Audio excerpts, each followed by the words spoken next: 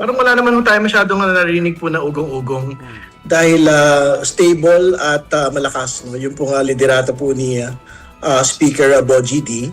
In fact, marami sa mga LEDAC priorities po ng ating Pangulo ay ikinakasa na po natin ngayon. And I think more importantly and most importantly, ito pong suspension and removal of excise taxes during this period of crisis.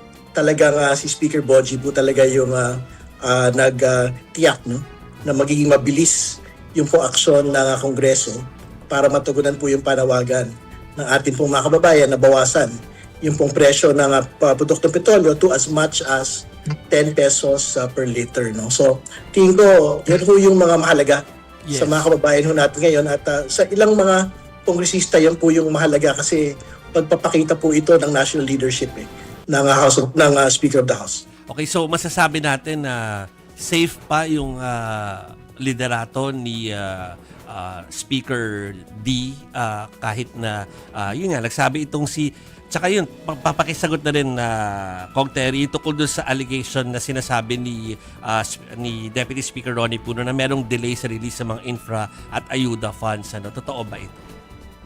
Hindi ko masyadong naiintindihan no, yung pong basis po ng complaint no, dahil I think these are properly asked from the executive, no, not from the Speaker of the House. At I think we should be focused on our legislative priorities at the moment.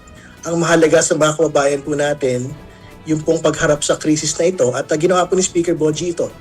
Doon po sa kanya pong very, very fast na proceedings on the removal of excise taxes on petroleum products. Unprecedented, historic intervention po ito ng Kongreso.